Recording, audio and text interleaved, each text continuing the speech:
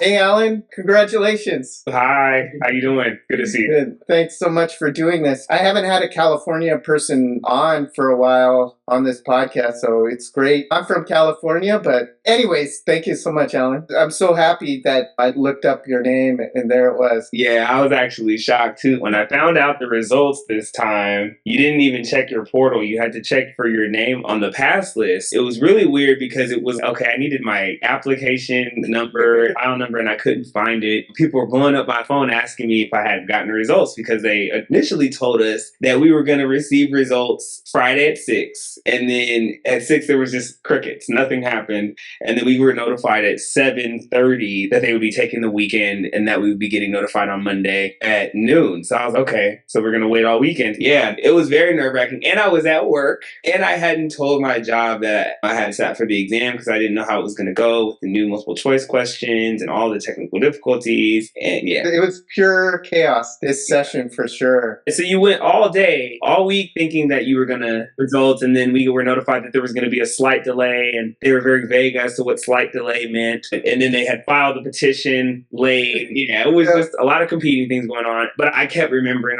what I did on that day has already been decided. So worrying about it was not going to do anything, but I'm human. And the closer you get to results, the anxiety's kicking in. You're thinking about having to maybe start studying again. You didn't stop studying because you weren't sure. For me, my routine was I came home from work and I studied every single day. I had to work full time. I studied before work, I studied after work, and working in litigation and studying for the bar exam is not fun, but you did it. You came through. The California people, a large majority of them took it and said, I'm done. Looking back, you went forward and that's great. Yeah, and my thought process with that whole decision was I already took the November experimental exam for multiple choice. I felt pretty confident that I could answer those questions accurately despite the inaccurate areas of law. I felt pretty confident in myself in working on that, even though I struggled with multiple choice. Once I made a commitment in terms of paying for bar exam drills, paying for registration, paying for everything, and studying that long, withdrawing 2 weeks before, it didn't make sense to me to do that. At this point, we've already invested all of our time. We might as well sit for the exam. And I just went into it with the mindset, nothing that happens is going to distract me from taking this exam. And I had to carry that with me through the exam because there were technical difficulties during the exam. During the multiple choice, my exam stopped for 20 minutes. The proctor was messaging me. Just imagine you're typing, your fonts popping on your screen, taking away from the small screen that you're typing on to see. Yeah, I guess the way I looked at it was this is representative of the nuances and the distractions that might happen during practice. And we just need to get used to things maybe not going our way, but figuring out a way to do our best. Push through and keep it together, right? Yeah, not being able to copy paste with the PT, I was, okay, so I'm not going to be able to paste these rules word for word. We're going to paraphrase. Okay, I'm not going to be able to copy paste facts. All right, we're going to just have to summarize. I mean, it was just accepting we have to get something put down on the page and we have to get something that we know will pass. A little intro about yourself, where you went to law school, if you don't mind. Absolutely, yeah. You said earlier, I did undergrad at USC, University of Southern California. I also have a master's degree in public diplomacy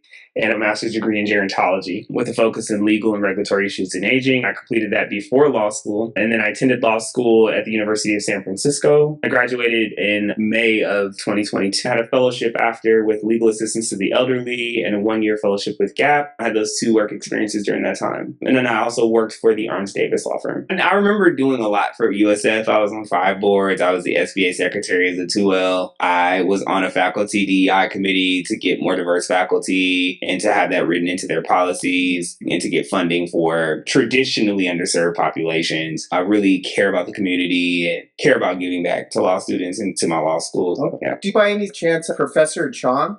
Christina Chung. The name doesn't ring a bell. I didn't have her as a professor. Okay. Yeah, maybe she had left already. She's at Monterey Law now. But anyways, shout out Professor Chong. I think she goes by something else now. She got married. She has a different name. But she was at USF. And I just wanted to shout her out because she's always been friendly with me and bar exam drill. So I was hoping you two had known each other or crossed paths. Were you involved in any kind of, you did the gerontology masters? Did you do elder law or anything like that? I always thought that I would be immersed in that area in some capacity. And I thought that it would be an amazing opportunity to do that. I was familiar with that law firm that has an elder abuse and elder law practice practice. I think it's just really important to be able to focus on that and to help the elderly because they're a marginalized population. So initially coming into law school, that's something that I thought I would be interested in, and I still am interested in, but you have an idea what you want to do and then you get other opportunities. But yeah, I took a class and they had a lawyer come in and he talked about negligence and torts. And I was like, oh, this seems really interesting. And it seems I'd be able to use my law degree and my potential bar license to help that community. So it seemed really cool at the time. Yes. And you're down here in Southern California now, as opposed to... Yeah. So I'm a Bay Area kid. I grew up in Oakland, but recently went to USC and I love Southern California. My family's here. So of course, this is where I want to create my professional roots. This series is called the Bar Study Motivation Podcast, and you had to have passed ultimately, but you had to have had a previous attempt. So you can't be a first timer and you can't still be trying for the bar exam. It's supposed to be motivational. Yeah. So here we are. Can you reflect or recall on any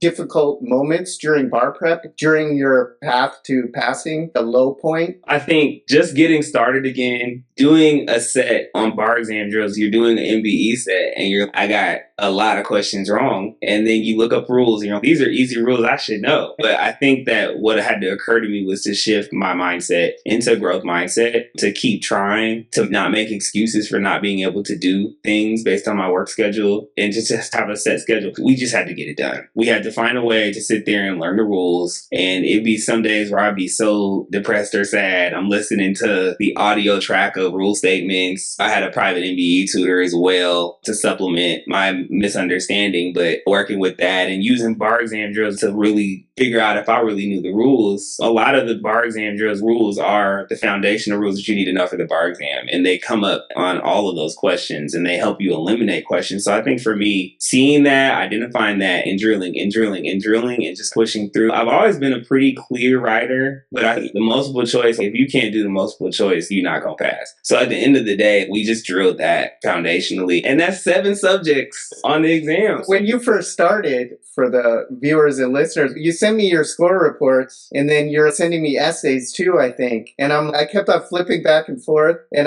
this is some of the best writing I've ever seen in terms of scores. And I said, just forget about the writing, get to level 4 first. I think I said something like that, right? Yeah. Maybe back in November. But I think it was for me realizing that was where we needed to focus. We needed to focus on understanding rules, being able to decipher rules, and really trusting that once I know a rule, sticking with that rule as uncomfortable as it feels to pick some of those answer choices. Yes. It's uncomfortable sometimes, but literally pick the answer choice that is testing the rule and then leave it alone. Do not change it. Yes. During those low points, when you start back up studying again, did you ever feel giving up at all? Absolutely. I think that's realistic, but I'm not really a quitter. So I woke up one day and I don't care how many times I have to sit for this exam. We are going to pass. We're going to do whatever's necessary to pass. If I have to flashcard all day long on my free time, if I have to break my back, we're going to do it. But that's what my mindset was. I did fit in a lot of breaks, and I met with my therapist once a week. I made a point to take an hour of my day to meet with my therapist to talk about my feelings, how I was dealing with things, and how I could better position myself to get things done. If it was scheduling, if it was asking questions. I know we talked about scheduling a lot in terms of what I need to do, getting up earlier and doing things like that, losing a little bit of sleep, but also seeing the rewards of actually being able to finish quizzes and move on. So I think that was huge for me. I think seeing this stuff again after you had it through law school and then your previous attempt and then seeing this again, here I am again. It's very hard to get going again. And so to grab on anything you can to push forward, seeing a therapist, that's what you got to do. I think for me, the biggest hurdle is people expect for you to be able to accomplish these things so easily. It's not. I mean, this is not as easy to accomplish, but I'm thankful. I'm extraordinarily thankful and humbled by the experience. I think it's definitely a humbling experience to have to study. And also, I think the biggest thing was just flashcarding. Before I did a quiz, I would review rules. I would look at rules every single day, and I was starting to be, okay, I'm struggling in contracts. I'm really struggling in evidence. I'm really struggling. Okay, so we need to sit down and we need to look at these rules because clearly something is off. But I think outside of just doing drills, you have to also spend time focusing on the rules and being honest with yourself about about not knowing certain areas and not just ignoring those areas, but actually going in and studying those areas. Because that actually comes up on the exam, right? Oh, for sure. Oh, I didn't study association.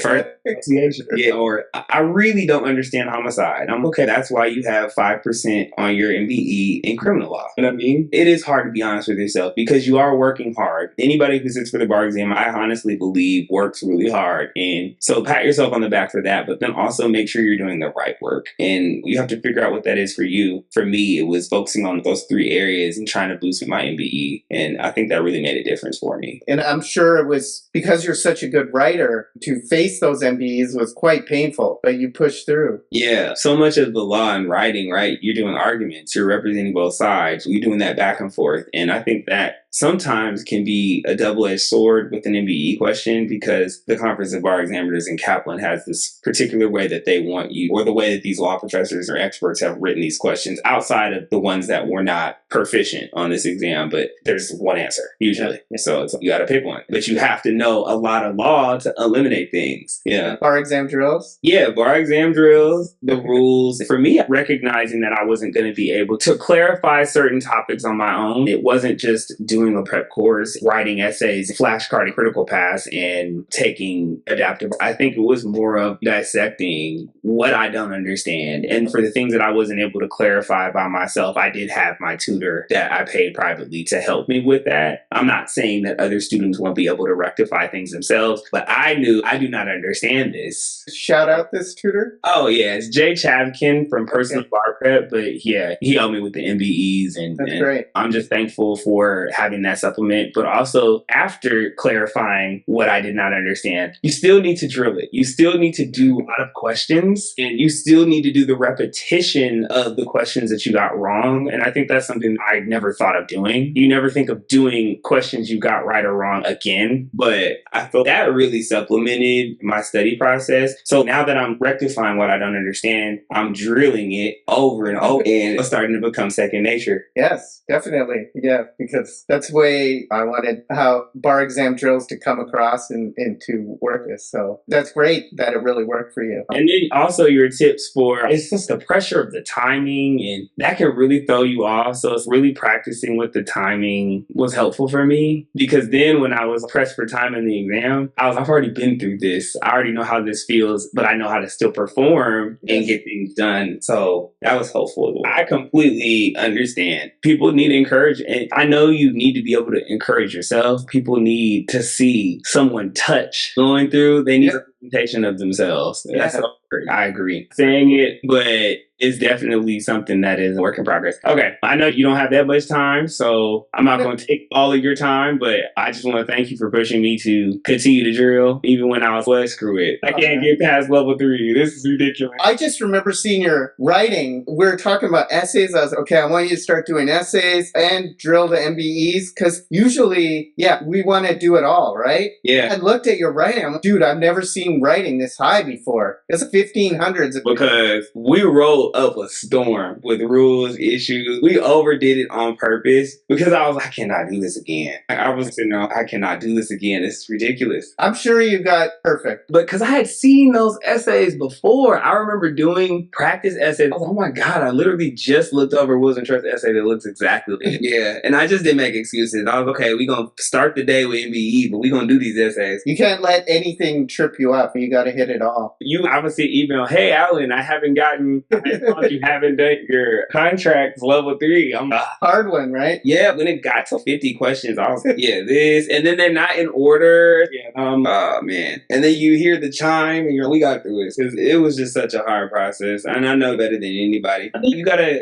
have a positive attitude, but if you are going through a really difficult time with sacrifice. I remember there was a point where I was, okay, no matter what, if I don't pass this time, I'm just going to take it again because I'm not going to give up. And I feel that's when I passed. Does that make sense? Yeah. Because it was, the stress was gone. How did you hear about me anyways? I went on Reddit and Googled about you, and I was, what are people doing for the MBE? Because you hit me up that night when results came out. It was Friday night. I wanted to go with you. And then I remember you were hitting it really hard. But that's how you have, when you fail November, you're going to register for February. You don't have time to wallow in sorrow. You need to start studying. You need to figure it out. Yeah. That's the tough part about California is because it comes out so late, it makes your study time even less. I think ultimately where I'm at, you just want to be able to practice law. You want to be able to make a bit more money. You want to be able to start paying some of your student loan debt down, and you want to move on with your life. And I want the non-passers to know that they are not less than. They are extremely intelligent, and they just need to tweak something to get over that hunch. Just got to tweak just a little something. Everyone's right at that passing score. And so that little tweak can get you over. Exactly. You learning one aspect of one subject, or really honing in on civil procedure rules, or actually not listening to what people say and focusing on the California nuances and professional responsibility might be the difference between you passing and failing. Yes. It really might be. I agree with And doing your bar exam drills every day. But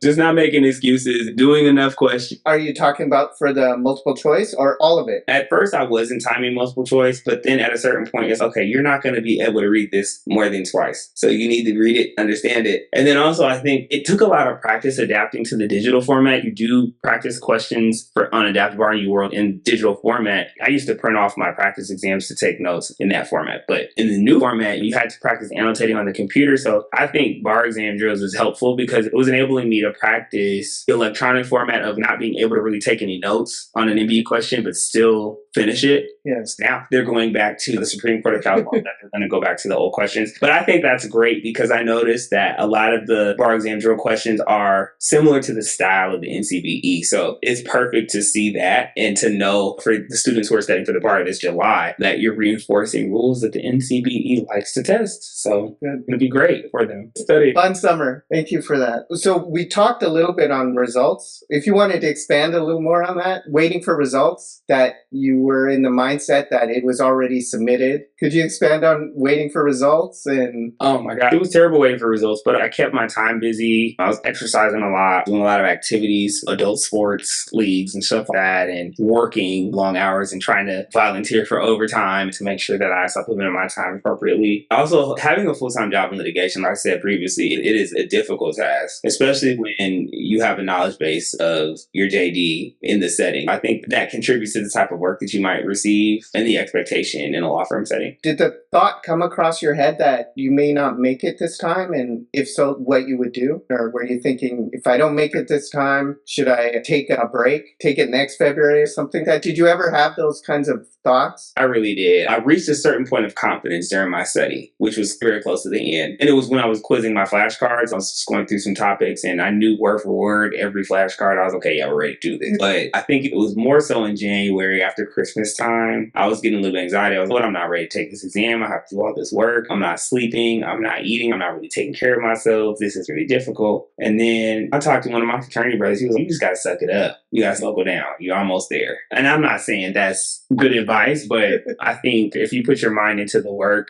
take a couple breaks. I did take some days off. There were days where I did not do my bar exam drills or I didn't do my PT or whatever, but I made sure that I was studying very diligently in the times that I was studying. Because when you're working full time, it is hard to go 12, 14 hours a day, sleep, get up and do it over and over again, and then study all day, Saturday and Sunday. That is rough for anybody. But sometimes people don't have the luxury of not being able to put all their time into study. But in terms of my thought process, yeah, I doubted. I was like, oh, maybe I'll take it again. Maybe I won't take it ever again. I don't know. There was a bad day, but I think We pushed through it. You just got to decide you're not going to quit. Don't quit. Yeah. Why? Why are you going to let the conference of bar examiners win who are intentionally trying to fail people? Don't let them win. That's right. You'll break through. The only way you won't is if you stop trying. And I don't think people recognize how close they actually are to passing when they fail, especially if they write well or if they have a strong part of the exam and you just got to fix something here or there. And all you got to do is work. Got to put the work in. Did you have any negativity from loved ones that you could? And if so, how did you deal with it? At certain points, this is what I believe the negativity to be. It's just the not understanding the severity of the exam, how it feels not to pass, how it feels feels for people in the legal profession to, they never say it, but lose confidence in the abilities that you bring to the table based on not failing and addressing that. So it's really just about keeping positive people around you and drowning out any negativity or any distraction. So for me, if somebody knew that I was studying for the bar exam and would invite me to go do things, instead of, hey, I'll come bring you food, or hey, we can go over flashcards, you're not doing things that are conducive to me and my studying, yeah, we're going to cut you off until we're done with this. With family, not so much. I think my family just really just wanted me to see me happy and to see me done with studying for the bar exam and to see it pass. Yeah, they were completely supportive of the whole process. But I do think that the smart ones in my family who have passed the California bar exam, who are currently working, were very concerned about my approach, my study habits, and also that I was working full time. Supportive, wanting the best for you. And they'll be, you'll figure it out. I even had a friend who was, oh, I don't know what you're supposed to learn from this experience, but you're supposed to learn something. And it's okay. I understand what you're saying. But I think it's difficult for people who haven't been through the experience to fully understand what needs to happen in support and what that looks and what that sounds. I just focused on the people who were supportive and who gave me the time, who held space for me and for my emotions, because it's definitely a hard experience to get through. What advice would you offer to those preparing for this next bar exam, whether they're first timers or closed book essays without any rules to see what you actually know? Try to do your best to do license questions by the NCBE, since you're reverting back to the NCBE, and really understanding it will feel you're not going to be able to know everything, but more than you think. So trust in what you already have learned in law school correctly and rectify the things that you don't know. If that you don't really understand hearsay and you don't know the 33 exceptions that they test on the bar exam,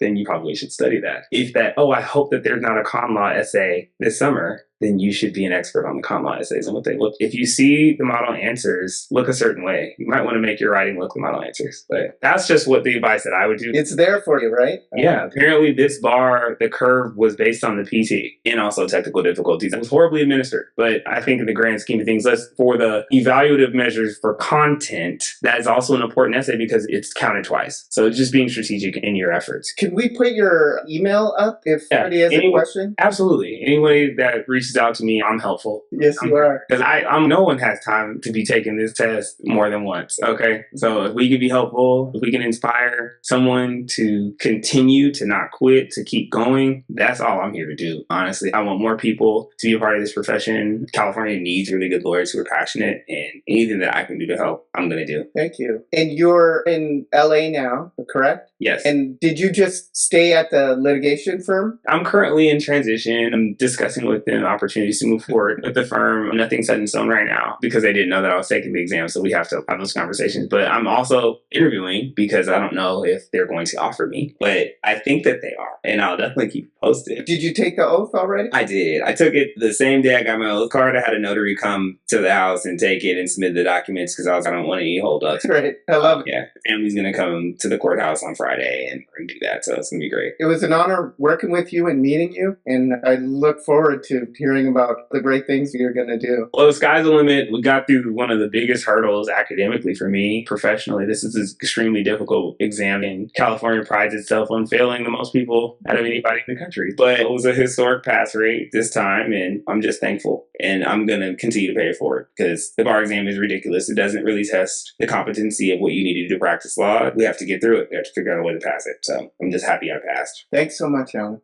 No problem. Hey, I'm from the Bay, so we dance a little different. We dance a little different. Hey, I'm from the Bay, so we dance a little different. We dance a little different.